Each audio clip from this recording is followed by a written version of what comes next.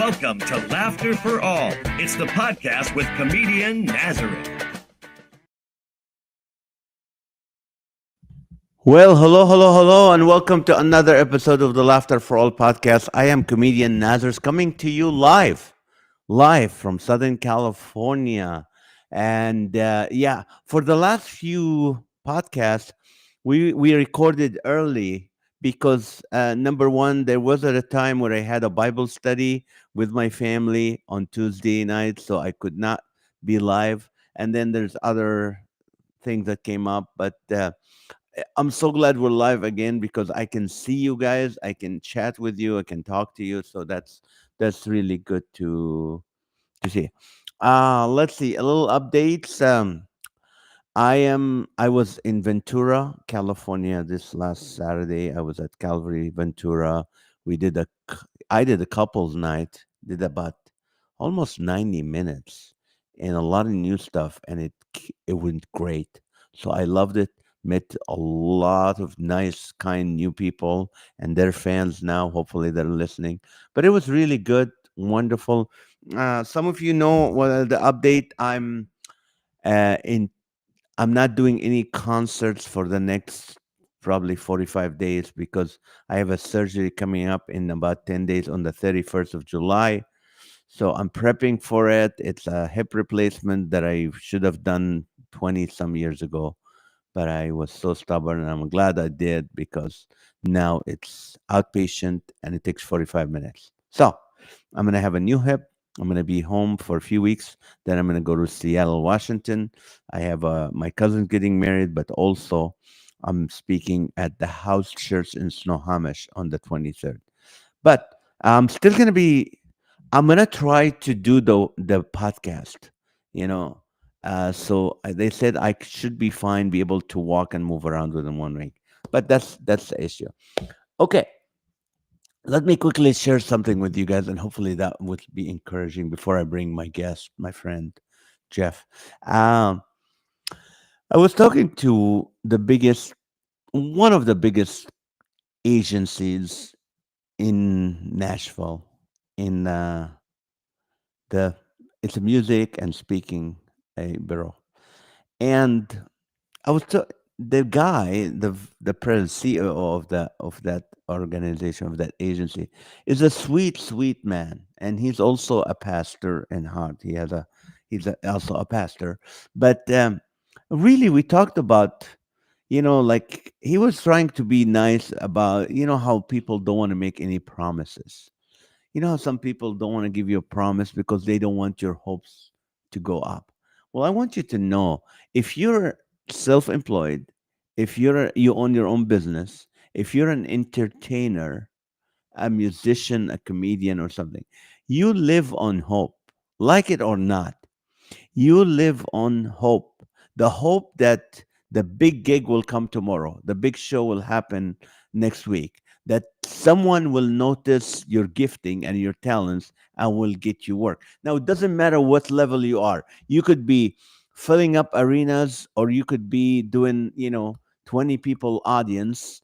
Your hopes are up on the next level, the next plateau that you want to get to, and you live with that, even though deep inside 90% or more of those hopes and promises will never come. But you cannot go without hope in your career. You cannot go. The minute you lose hope, you can kiss your career goodbye, because then you will not be working on getting better. I hope if you don't get anything from me, this is a good gem that I learned from being self employed for over 30 some years as a comedian. I So many pastors made so many promises, so many agents made so many promises, so many network people made me so many promises. And guess what? A lot of it did not happen.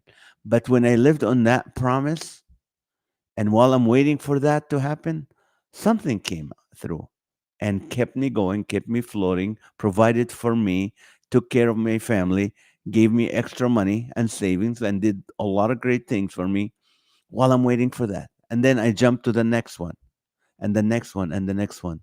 And I think but the best, greatest hope is the hope of heaven. that one day, if it all fails, if we lose all hope in this, there's a hope in heaven as a believer. My next guest, I met him at the Christian Comedy Association a few years ago. I haven't been able to go the last couple of years.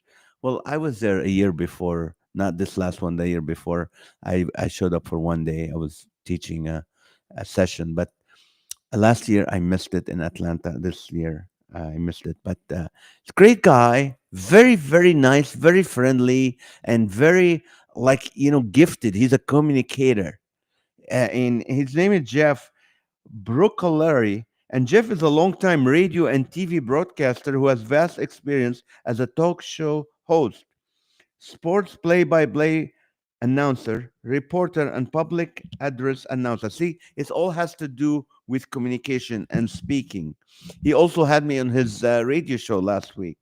He has also worked extensively in minor league sports as a broadcaster in public relations and as a mascot.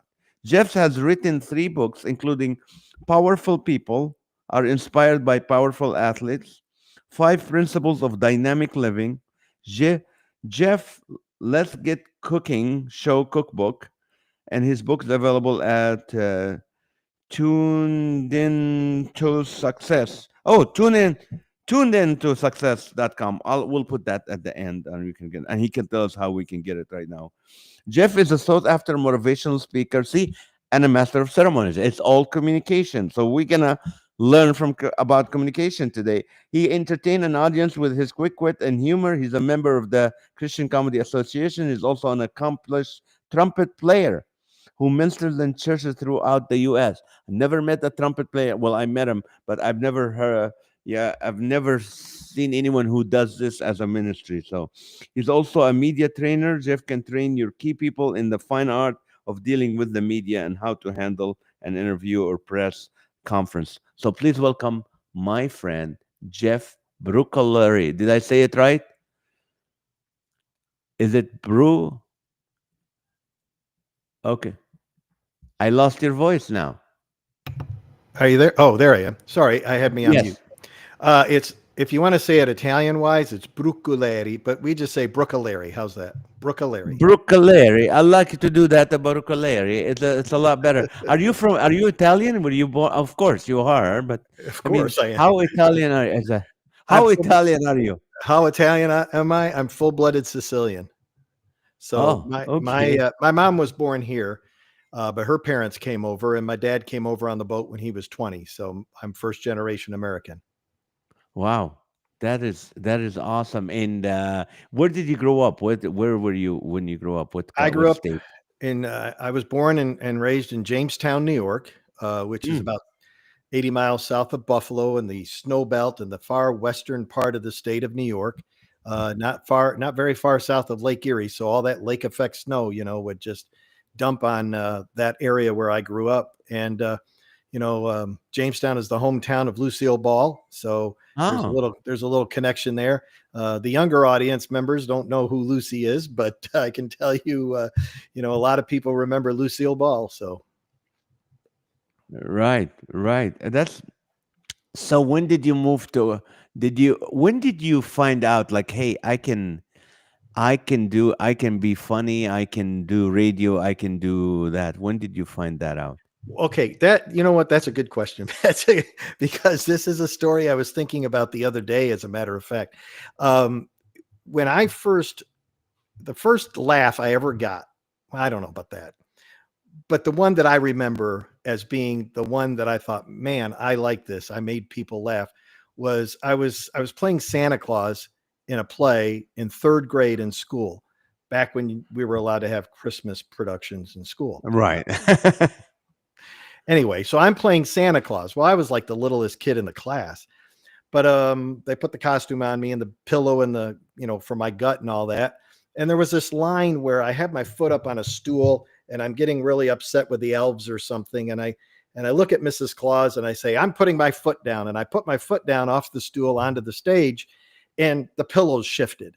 And then I'm trying to hike up the pillows like this, and the crowd was cracking up. Oh, I wasn't embarrassed. I was thrilled. I made them laugh. So from then on, I thought, Well, that was pretty cool. Yeah, you got him laughing. That's awesome. So, oh, did you go to school? What did you go to? You went to, what do you call it? It's a famous Oral Roberts. Oral Roberts University. Yeah, so I graduated from my high school in my hometown, and then I went to the junior college there, Jamestown Community College, for 2 years. Mm. Transferred to Oral Roberts University. Um, I was pursuing mostly a broadcast communications career, Mm. and so that's what I did. But all along the way, uh, from that day in grade school on, I was performing in plays and productions in school, in college. My favorite, things to do acting wise were the comedies. Like I've been in a couple of Neil Simon plays, The Odd Couple, Prisoner of Second Avenue, those types of things. And they're great. I love the comedies. When I was a kid, man, I, I probably spent too much time in front of the television.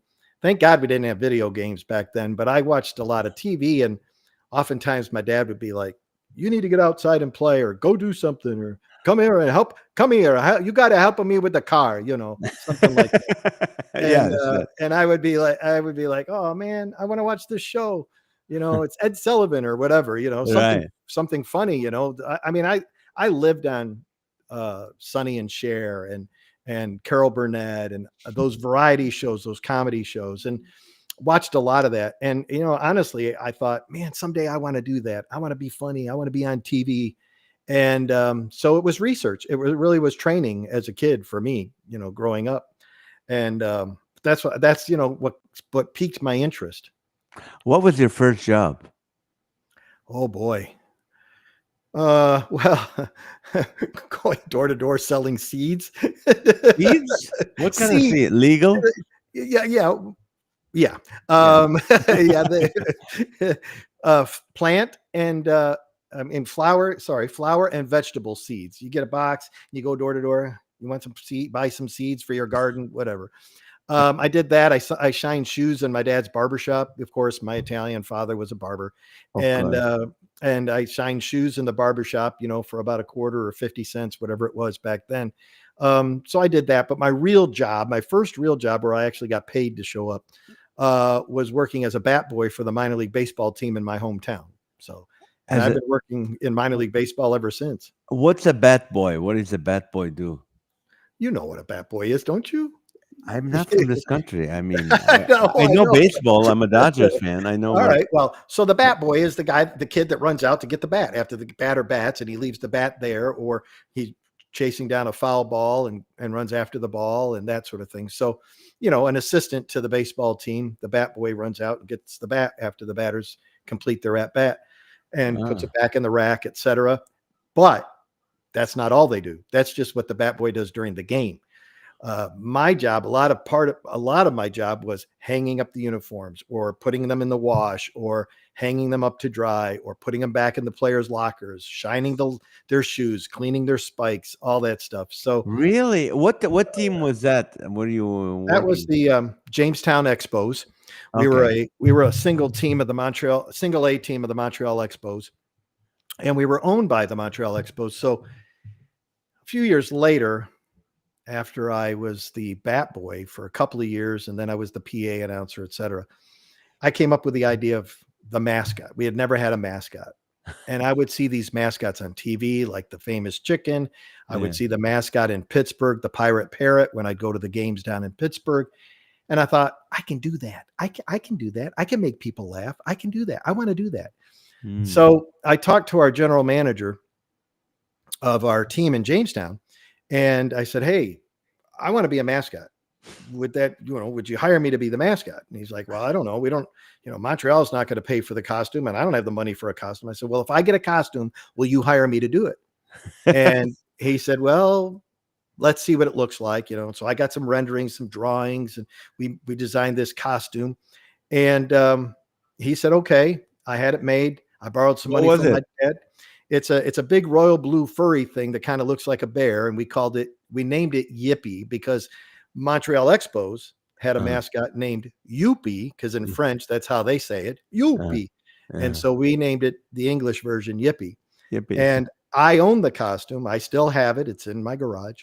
And so it's something that I own, and because I created it, Right. I paid for it, and then I paid my dad back, and performed as a mascot for the Jamestown Expos for 6 years, moved to Tulsa, and then did 3 more years with the CBA basketball team here in Tulsa for 3 years. Same Now, costume. as a mascot, Mhm. does it get so hot in there when you're wearing it, Oh yeah, yeah, especially in hot days? especially outside in the middle of summer. Even in Western New York, where we didn't typically get temperatures over 100 degrees, but it could be 88, 90 degrees at game time and very humid in July and August in Western New York.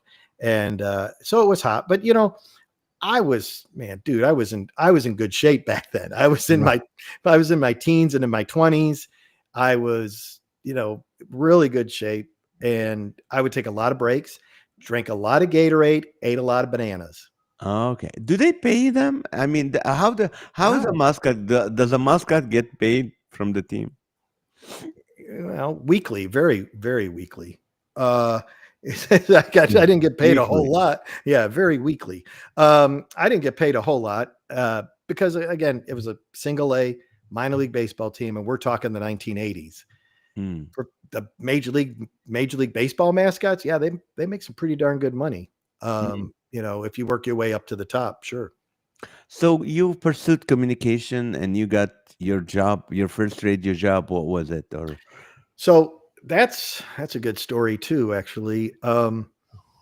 I got my first radio job while I was still in high school. Actually, it was interesting how my senior year in high school, because of some certain situations with the fact that my mom had died and I was getting her social security benefits, I had to be in college by a certain date in order to continue to get my mom's social security benefits. mm, Um, and I was only 15 when she died. And so when sorry.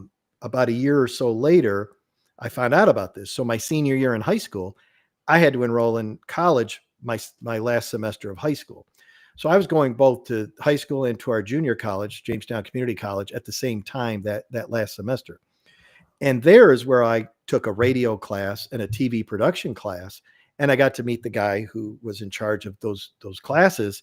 Mm, And because I had an interest in that, and I thought, hey, that'd be easy classes to take at the college, blah, blah, blah. That's how I broke in. So I started doing some stuff on the local college radio station. Okay. mm. But then by the time I got to May and I was getting ready to graduate in June, I walked into a radio station in my hometown in May. This is crazy because I haven't even gone to college yet. I was in high school. I haven't even graduated. I walked into a radio station and I applied for a job. Well, lo and behold, they hired me. They needed they needed somebody just to like work overnight shifts, work some weekend shifts, just put we used to call them carts, the commercial cartridges into the machines and the automation and all that. Right. And and that was my first job. Well, I got fired from that job. So I started in May. Yeah.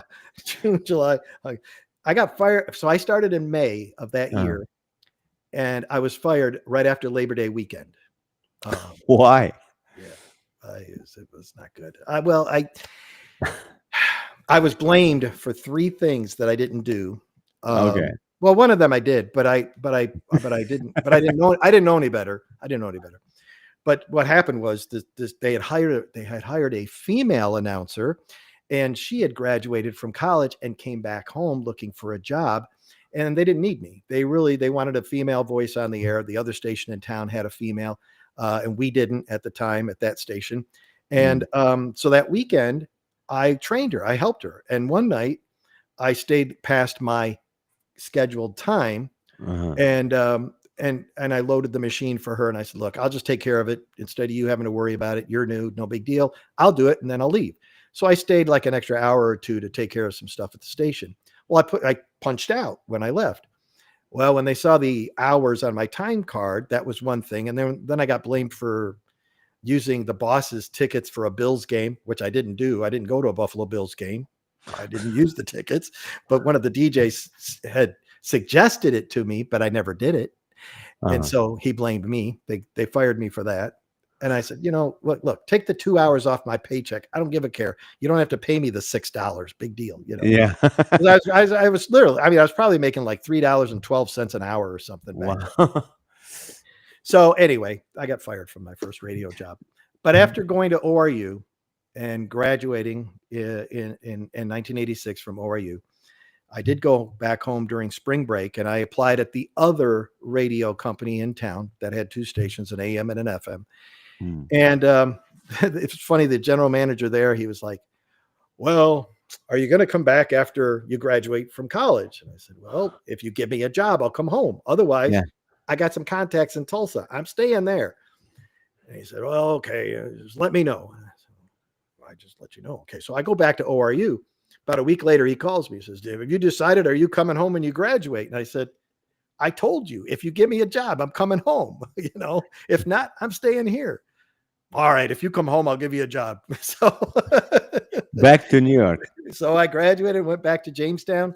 It was a great opportunity, though. It was my hometown. I lived at home. I was able to save up money. I was able to buy a car. I was able to then work there 2.5 years. I did everything at that radio station, from being a DJ playing music to doing hosting a sports talk show as when needed. Now I wasn't the main guy on any of this. I was low man on the totem pole, but I did a lot of fill in on this show or doing the news, or, we need you to do play by play for this little league baseball game, or we need you to do this. So it was really great experience for me. And then I applied for jobs here in Tulsa and I moved to Tulsa.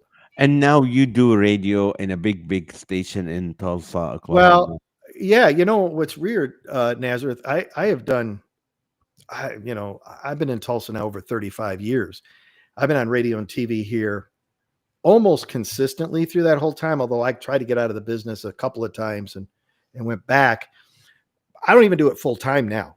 But I used to do a 4-hour talk show every day on a talk station here in Tulsa in the 90s. And that's where that cookbook came from, because, 1 hour a week I would devote to a cooking show, and would have cookbook authors on and big time chefs. And it was great. It was a great show. Let me But ask you this, Bayfar.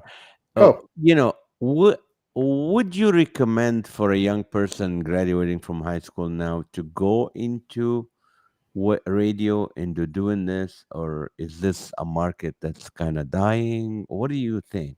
yeah. It's sad. I think there are still jobs out there that are still going to need human element. Okay. Mm. So we're still going to have, morning show hosts, or we're still going to have somebody that has to read the news, or sports, especially sports play by play. I mean, there's still going to be that. Okay. So there Right. are still going to be a lot of that. Now, the number of those jobs has shrunk. Right. Because now they're using one person to do the job of 5 people. And to do that, that person now can voice track this show on this station. And he, I know a guy here in town. Listen, he does a morning show live on one radio station in Tulsa. He voice tracks for another station with that same company in Tulsa, and on another station, another format. We're talking Christian music to a oldies format. Then he also voice tracks for another station outside the market in another town. And it's easy, so when you have that going on, well, that cuts down the number of jobs. Right. So I would say, unless you're really willing to work hard and be the best at that segment of whatever the radio or television job it is, like you're the best play-by-play guy, or you're the best DJ, or you're the best, news reader, news person, reporter, whatever. Those jobs are getting slim. They really are. And I mean, I worked in local TV news. I was on a morning show newscast for years. And boy, I'm seeing huge changes in local television news. It's farmed out.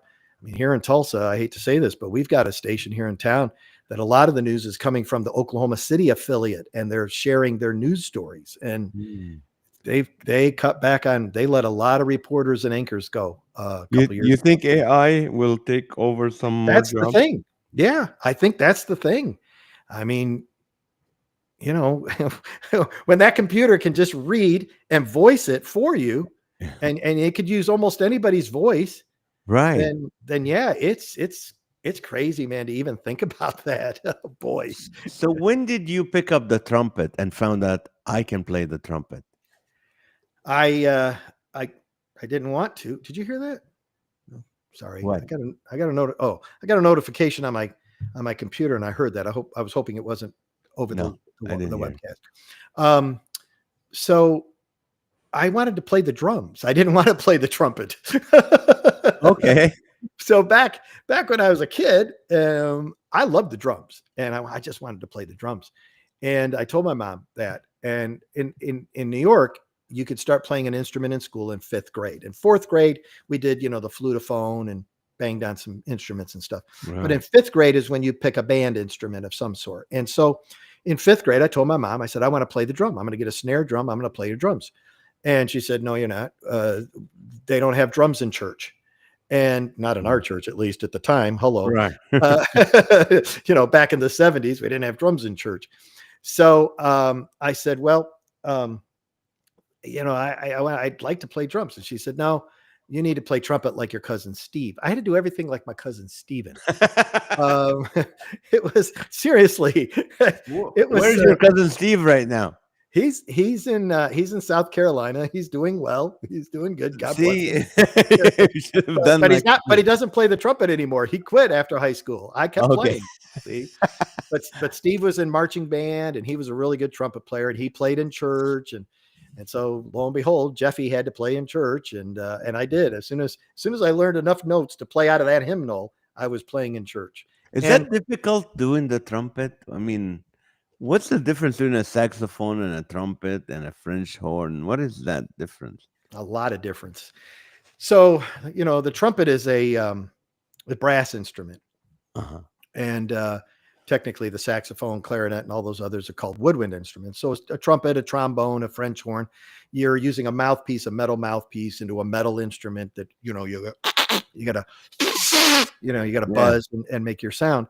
And so building the embouchure is huge for those instruments. Also for the clarinet and saxophone, they have a different embouchure, but the same thing. But the saxophone and the clarinet have a lot more keys, which makes the different notes, and they have a reed on the mouthpiece which vibrates that makes the sound. So with a trumpet, we're just using a mouthpiece into a metal horn, and you only have 3 valves to change the notes. That's So it. Only 3. Yeah. So a lot of the notes are done just basically with your lips and with your breath support. That's interesting. I've never knew that. I thought they're all the same, like the saxophone and the trumpet. No, So those guys cheat. They have a lot more keys than I do, so it's easier. So you started at church because your mom wanted you to do that trumpet at church. So you were Yeah. doing worship, and then what do you do right now professionally with the trumpet? How do you deal with that? How do you I do. I still play. I mean, the good news is I never quit playing. Like I said, I didn't want to play the trumpet when I began, but I really grew to like the horn. And it may be because as I continued through junior high, I wasn't very good. I wasn't the greatest trumpet player in the world in junior high school. In high school, there were a couple of upperclassmen that were better than me. But by the time I became a senior in high school, I became the soloist, and I was playing really well, and I was really enjoying it. So when you start playing better and you see the fruits of your labor, so to speak, all that practice and all that time that I put in for band, I started really liking the instrument. And then in college, I played at my junior college in a couple of different bands. I love jazz ensembles and jazz bands, love jazz music. So I played in the jazz ensembles in both high school and college. I was fortunate in high school to win the Louis Armstrong Award, which was pretty cool. So, but I was a trumpet soloist playing a lot of jazz at my senior year in high school. And that was what happened. But now today, so I don't play trumpet in church anymore. I did for many years, but I don't anymore. About 10 years ago, they went to those guitar choirs, I call them. They kicked the horns out of the band, and we used to have 3 trumpets, trombone, sax. I mean, it was a tuba. We had a really good band at our church, but they kicked us out, and they've gone, all guitars basically. Like many churches have done across the country. I mean, it's no. Why do you think that is? Because there's not enough players like. No, we had the music. There's charts for it. There's music that's written for horns in these churches. I mean, some of these charts are really good. I mean, they're kicking kicking tunes. I mean, we're talking. I love this stuff, but I think a lot of churches just they don't want to focus on instruments. They don't want to focus on the music. They want to focus on the singers and the worship. And some of the leaders just don't have the experience with directing a band. So that's part of it too. That's what it is. Okay. Yeah. Okay. Now, You know? so now in Oh, your no, show. I'm sorry. Let me finish answering your question. Oh yeah. Okay. I'm sorry. Because I do play professionally I play in the pep band at Oral Roberts University for basketball games. I'm one of the trumpet players for the pep band, and I play with the Tulsa Praise Orchestra. I'm one of the lead trumpet players at the Tulsa Praise Orchestra, which is a big band gospel band. Okay, so we're talking 20-piece band with trumpets, trombones, saxophones, the rhythm section, etc.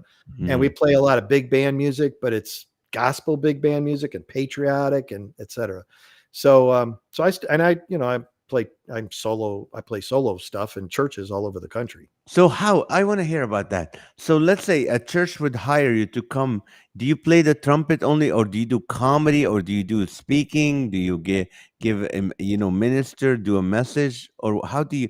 What is your show like, or your your event like? Ministry. Your ministry like when you're on when a church hires you? What should they expect in that? Do you do an hour and a half, like 45? It's actually everything you said is really a part of it. Okay. It's really dictated though by what the church is wanting. So sometimes, I will contact the church if I'm going to be in their area, if I'm going to be in Florida or North Carolina or wherever, I might send out some emails. And sometimes they say, hey, we'd love for you to come in and just play a couple of songs at offering time. So then that's all it is. It's a couple of specials, 2 or 3 songs during the offering time or at the end of praise and worship or whatever. Sometimes it's a full concert. Sometimes if they have an evening service, and not too many churches have evening services anymore. So it's getting harder and harder to get booked for those things because, there's no Sunday night services in a lot of places. But so sometimes I'll do a Saturday evening or a Friday or a Sunday or a seniors event, a lot of seniors event, which is cool because they like to bring in entertainment for the seniors.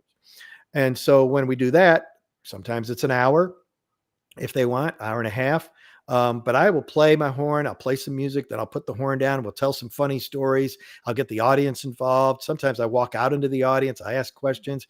I'm kind of like, I love that off the cuff stuff. I love ad-libbing. I love talk. I mean, one church here locally, one day they had a seniors event and it was close to Christmas time. So I did a Christmas concert, but then I was telling some funny stories. I was talking about some of my favorite gifts when I was a kid and some of the funny gifts that I got. And so I went in the audience. I said, well, tell me about your favorite gift when you were, oh, well, I got this doll, or, oh, I remember when I got my first bicycle. And these people were they love just telling their stories. Right. And then as they're telling their story, my head is working. I'm thinking something funny. And now I'm going to come up with a punchline to turn that story into a joke. You know what I'm saying? Right. Not to make fun of them, not to make fun of them. No, I know. You know what I'm talking about.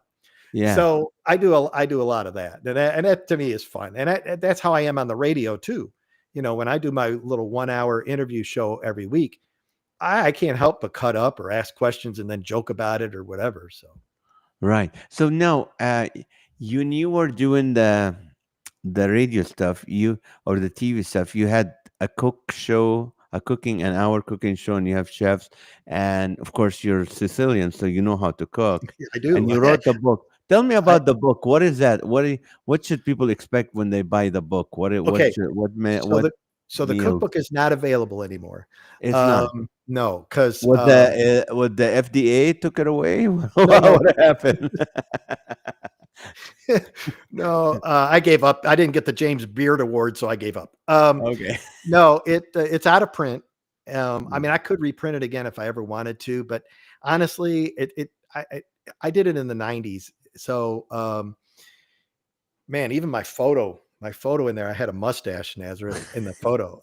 I was young back then, but no, the cookbook is not available anymore. My other 2 books are, however, but the cookbook, that was just fun. It was something that I did. Like you put menus, like not menus, like you put the recipes. Yeah. Italian recipes or what? So these recipes. So the cookbook was full of, it had like 200 recipes from some are from my family, my mom's old recipes. Now she was dead, but my mom's recipes, my family's recipes from aunts, uncles, cousins, whatever, my grandmother. Some recipes were from my listeners of the radio show. Hello, Wow. that's how you sell copies of the book, Right. Right? So I got the listeners, to call in and give me some recipes. And I said, "Oh, your recipe's going to be in the book. You better buy one." Um, and then I had a lot of the cookbook authors or chefs that would come on the show. I got permission from them to include their recipes or whatever from the show whenever they were on.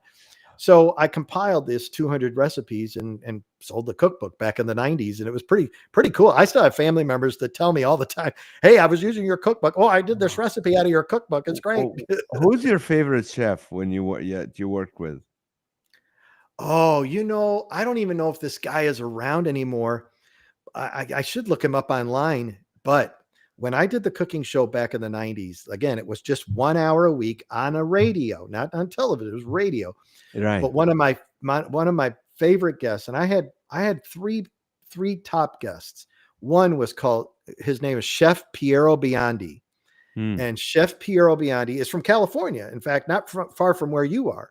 I don't know if he's still alive. I don't know if he still has a restaurant. I don't know what he's doing today because this is 30 years ago. But Chef Piero Biondi was one of my favorite guests to have on, and he came on often. I had a lady on often. Her name was Gloria Pitzer.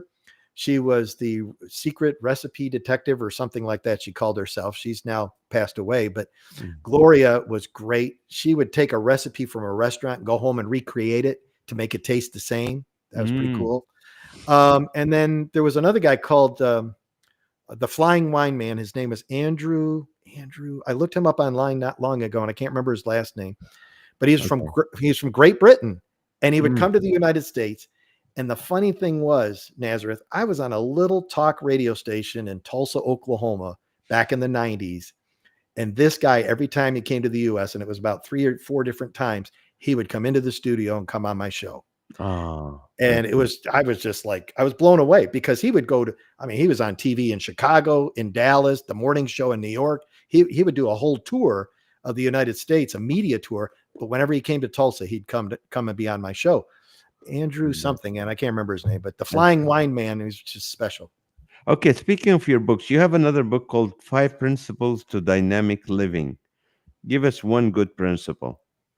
Okay, well, there's 5. Okay, cool. You go for over them. No, yeah. I'm not going to read you the whole book. But No. what the book is about is desire, determination, dedication, discipline, and deity. Those are the 5 D's, the 5 principles for dynamic living. And I talk about how, in the book, I'll just tell you one quick story from the book because I've already mentioned it.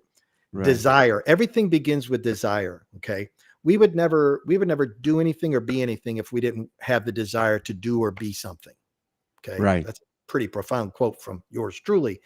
But for me, it was that mascot thing.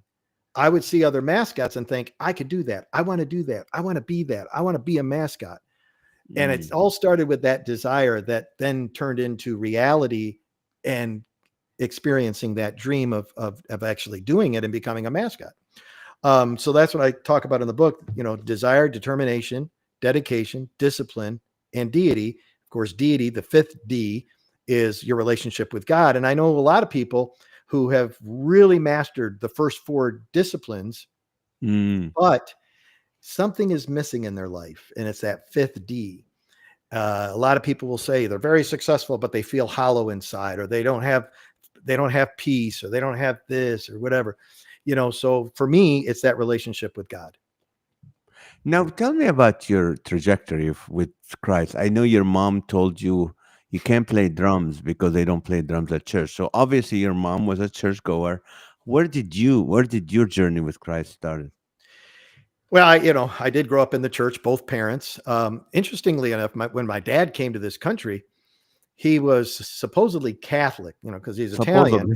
Well, yeah, supposedly. But I say supposedly because even in Sicily, where he grew up, he didn't go to the Catholic Church every Sunday either. He only went on occasion or on holidays or whatever. And so he wasn't, a regular practicing Catholic when he came to this country. My mom's side of the family also came to this country, Catholic. But what was interesting was they started going to a Pentecostal church. It was called the Italian Pentecostal Church in my hometown.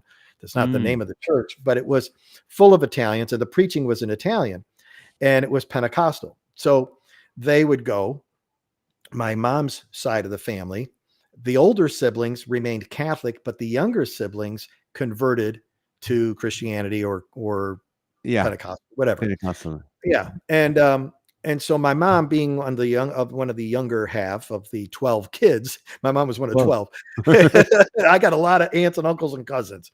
But anyway, so they went to church with my grandmother and my grandfather. My grandfather on my mom's side actually started the church with my dad's uncle, which is crazy, crazy. So they all come from Italy as Catholics. They get converted. They start this church. And then when my dad came, my uncle said, "You're going to church with us on Sunday." My dad's like, "Okay, whatever. I haven't been to the Catholic church in a while." Like, "Oh, I'll go to mass." And so lo and behold, my uncle takes him to the Pentecostal church on Sunday. And my dad's like, "Well, this isn't a Catholic church." So come to find out, my dad decides to stay, and his mom and his sister, who came with him from Sicily, the three of them came. And they started going to this church, and they also got saved and got that conversion experience. And my dad met my mom at church, and they got married. So I grew up in that church. Okay. Now they moved from preaching all in Italian to preaching in English and having an Italian Sunday school class. So somewhere between the creation of the church and me coming along, the preachers were preaching in Italian, although we had Italian preachers. Let me tell you, Brother Bruno, Brother Fodi, Brother, let's see, what were some of the other, I'm drawing a blank now, but we had a bunch of Italians that preached in that church. I can see that where if I go to a church that has a Sicilian pastor and he goes, "You need to come with Jesus right now," I'd come and accept Jesus just to keep the peace, right? Yeah, you have well, make you an offer you can't refuse. It's either Jesus or hell. You make a decision. Yeah. And then when did you, like, I know maybe you went with your family and but was there a moment where you felt like, okay, I'm born again, or I have this transformation? Yeah, I was 5 years old. The church that I belonged to the organization called Christian Church of North America, CCNA. It was again, it was a very Italian. Technically, back then they would have described it as the Italian version of Assemblies of God. Okay, so you know of the Assemblies of God, huge. It's probably the biggest Pentecostal denomination in the country. But then you had the CCNA, which was the Christian Church of North America, which was the Italian version, same doctrine, same theology, but full of Italians. Right. So I went to the convention with my mom, my aunt, and I, and a couple other people in Cleveland, Ohio, which was about 3-hour drive from Jamestown. Oh, okay. So we go to Cleveland for the convention, the annual convention. That was over Labor Day weekend. And I was 5 years old. And during the convention, during one of the evening services, I just started crying. I got really emotional. I was like, "Oh my God, I don't know." And I told my mom, I said, "I don't know what's happening." And she said, "That's the Holy Spirit. Do you want to get saved?" Yeah. So I did. And that was it. And you stayed. Praise God. Yeah. Some people don't believe that, like if as a child, but the Holy Spirit does touch people at that age. So that is awesome. Well, when you're in a service like that too, and I got to be honest, some of those services I went to back then were scary. Laying on of hands and people falling down in the spirit and speaking in tongues and healings and so forth. I mean, some of that to a kid got a little scary at times. But that time, whatever was going on in that service at the altar call, whatever at that moment, and I remember vividly we were sitting near the back because my mom sat in the back all the time. We were sitting near the back. Whatever was going on down front in that sanctuary at that convention hall in Cleveland, whatever it was, something hit me, and that's what changed me. So what kept you from backsliding, turning away, or fear of hell, fear of punishment, fear. I mean, just trying to keep on the straight and narrow. I mean, I'm not saying I was perfect growing up throughout my life, but I'll be honest with you. Thank God I never did anything real stupid. I never did anything, fall into a life of sin and all of that. And I know I've got a boring testimony because, Praise God. I'm one of those people that really does have a boring testimony in that I never did drugs. I never did the alcohol and the womanizing and all that stuff. Wow. Um, uh, Believe me, I wanted to at times, but I just didn't. I mean, there was always that conscience. There was always something there that said, no, don't do it. That's the But protection of the Holy Spirit. oh That's yeah, amazing. of course, sir. But again, I mean, I wasn't perfect, but thank God I was, I kept myself pretty faithful through all Good. of that, growing up and in college and married life, etc. So yeah, N- hey, listen, this, Naz. It's a walk every day. It's a walk. Right. We have to put on the armor every day. No, that's just amazing. And so you did some mission trips in your career. Oh, I still do. And Where this do you is go? Where do you normally? I mean, what's your favorite places and where? Tell us a little bit about that. well, when you go on a mission trip, you're not supposed to have a favorite place because it's not a vacation. Okay. Right. But I do have places that are really near and dear to my heart. I have been so I got the mission bug in Mm. 2007, I think. I think 7 or 8. 2007, I think, was my first mission trip of a group from my church. So the first two mission trips I took, I went with a group from my church. Okay. First one was to uh I believe the first one was France. We went to Oh Lyon, France, and of course, hello, not a bad mission trip, okay, when you're going to no, France, right? no, yeah, Okay. that's I suffering will right admit there. that wasn't a tough sell, okay? Especially since my dad has a sister that lives in northern France still. Okay. And I know the family. I know the aunt, the uncle, the cousins, etc. in France. And in 2005, we actually went there and visited them. And they had come to Mm, the United States a couple of times and visited us. So I knew the family there. So my right. dad's like, well, the church is going to France. You want to go on the mission trip? I'm like, yeah. So we go, we work our heinies off for a few days in this building. We were doing a construction project in Lyon with the Assemblies of God, building a training Right. center for pastors over there in France.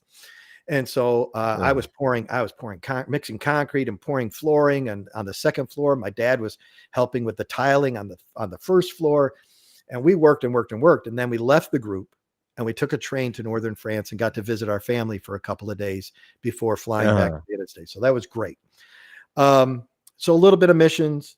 Oh, but while I was there on the Wednesday night service was great. The pastor asked me to play and speak at church on oh, Wednesday night. And that, boy, let me tell you, Naz, that is really when the bug hit me, is in mm, that service on that Wednesday night at a church in Lyon, France, because I got to speak, I got to share my testimony, I got to mm. play my trumpet. There on Wednesday nights there at this church, it's amazing. They open the doors. In English, right? You did all that in English. I did my intro in French because I speak some Oh, French. Je parle un oh, peu le you français. do. Oui. Oh, ooh la la. So I speak a little bit of French. So I did my introduction in French, and then I turned it over to my interpreter, the pastor's son, and I said, "Okay, I can't do the whole sermon in French, but I'm going to talk English, and he'll interpret." So they open the doors of that church, and they leave the doors open. And what happens there is the vagrants and the women working on the street, if you know what I'm talking about, there in Right. Lyon, and the homeless people and so forth. They hear the music, they hear the clapping, the singing, and they come into the church. And while Mm. I'm up there playing my horn, I'm crying. There's people walking in to hear Amen. where's this trumpet music coming from? And boy, I'll tell you, that hit me. So then I went to Jamaica the next year with my church. And after that, I met a guy in 2007 with One to the Other Ministries. Good buddy of mine now. We have traveled on dozens of mission trips all over. I've been to 15 different countries since 2007. I've played my horn in all those different countries. Um, Peru, Honduras, Jamaica, Dominican Republic, Puerto Rico, Romania, France, and so I love the people in Romania, the pastors there that we work with. I want to get back to Romania. I've been there only twice. Great people. It's not easy to get to, Mm. but it's good and it's great work. Why isn't it They're good. easy? Why isn't it easy to get to? Well, we fly into Budapest, Hungary, and then you got to take a van or whatever. You drive in 2 hours, 2.5 hours to the small village where they live, where they are. See, now one of the pastors is in the big city of Oradea, which is a pretty large city there in Romania. But a lot of the ministry is in the smaller churches in the smaller towns. So Mm. you're winding your way across the country and so forth. And and some of those roads are not paved well, et cetera. Also in the Dominican Republic, Right. you know, people think of Punta Cana, right? The big resort area of the DR. Hmm. That's not. We don't go there. No. I've never even seen the beach. We go to the western part of the Dominican Republic near Monte Cristi. We go near the Haitian border. We go to Right. these villages. We do medical mission trips there, and we go to these villages that don't have running water. Okay, we go to the churches. The churches are three cinder block walls with a roof on them over it. Yep. That's I've it. been to Haiti, so I kind of relate to what you're saying a little bit. Oh man, dude, I'm talking about you pee in a hole in the ground behind the church. That's it. If you're lucky, they have an outhouse. But there's no running water, and we do medical missions there. We do set up medical clinics. We have doctors and nurses from the U.S. that go with us, and we have doctors and nurses there in the DR that join us, and it's amazing. And it's pretty cool. The last one I was on was a year ago, and I'll be going back sometime. I will be going back. That's amazing. Listen, how can people get a hold of you, Jeff? It's so right now. I got to tell you, I'm kind of frustrated. My ministry website is not working. It must be on vacation for the summer. I don't know what's going on with the ministry website. So here's the best way. You see my name, it's on the screen, jeffbrucculeri.com. You can go to that website. You can contact me. There's a contact form. My phone number is on there, the whole shebang. Jeff Brucculeri, just my name, jeffbrucculeri.com. And that is where you can get some information. I only have one of my books on there, but it doesn't matter. I mean, you can text me or call me or email. The email's on there, etc. Oh my Lord. So it's I did jeffbrucculeri.com. Are you going there? now I'm doing you know what happened? This is really uh this is really what's there's something that says I needed to reconnect the channels. I don't know why they did that, but anyway, we're okay. And let's I don't see if know. this So you're saying we may or may not be live? It says we're we live. are we've been live. It just if anything, I have it recorded and we can shoot it right now. That's why I didn't have any. Normally we have Comment. like yeah, we normally have 60 to 400 people follow, and I okay. was on your Facebook page and I was trying to share it, but it It didn't ever. didn't show on my Facebook. Yeah, Did it it not didn't show come on the up. Facebook? No, it Now didn't it come up. says now you're live on the channel. Wonderful. Well, I'll tell you what. Uh, if you We guys can are do this. listening right now, this show will air in a little bit. We're gonna let it air right now in a little Okay. bit, and So you so did Jeff, record, right? it did record. It Okay. I will thought maybe this was practice and we do it again. I don't know. no, no, it will. It would. It should be able to record and. We can do it so it says live. Alrighty. So uh if anybody want to get a hold of Jeff, this is a whole different what do you call it, way a church can do an outreach. He can play music, he'll be do comedy, he will tell stories, and he will preach the gospel for you guys. Yeah. So go to jeffbrucculeri.com. I put it on the site, and you can reach out to him personally and have him come to your church or to your men's group or to your seniors group or whatever you're planning to do. Jeff, thank you so Oh, much for somebody actually is for tuned in on Facebook now there. yeah, they are now, they're tuning on. That's for so we're gonna make okay, Gary, this is Max is okay. I'm gonna what I'm gonna do is I'm gonna We end the show, and I'm gonna have it play right away in the things. Let's Naz cross is our the man. fingers. Gary If is not, right. Naz is the man. oh, he Naz, said Max. I know I know, Max. but they No, I don't changed know it. Max. He changed Yeah, it to Naz. good. Well, this never happened in 251 shows, so we'll fix it. Well, and Gee if it whiz. doesn't happen, Thank you. I'm gonna have you back, and we'll do the show together. Hey, listen, If I not, would love to come back anytime, and you can come back on my radio show anytime. You know that. You're my brother. I love you, I, and I I love appreciate this talking to you. time. I feel I see the genuine character of you right now. Just I know we always at CCA we just run into each other, and Yeah, on but the we radio I'm the one being interviewed, but I see your heart, so that's good. and I think when we do see each other at the CCA conferences or retreats, um, we've had some good talks and some good times, and it's always great to see you and hang out and get a chance to chat with you. So yeah, I'm looking forward to next year. Maybe we could do it again Yes, next year in I hope Indiana. I so. think we're going to be back in Indianapolis, so we'll see you there then. But hey, between now and then, you and I got to Perfect. stay in And you touch. know what? There's 250 people live on TikTok that watch the show, so that's good. All right. All Thank you, right, Jeff. I thanks, appreciate man. you, brother. Thank you for taking the time, and we'll Thanks. talk soon. All right, guys. You know what? I'm gonna try to put this because what happened is Restream told me there was no channels that were airing it, so and it just started right now. So what I'm gonna do is I'm gonna end the show right now and see if I can just put the recording right away, broadcast it right away. Alrighty. Thank you guys for watching, and God bless you, and good night.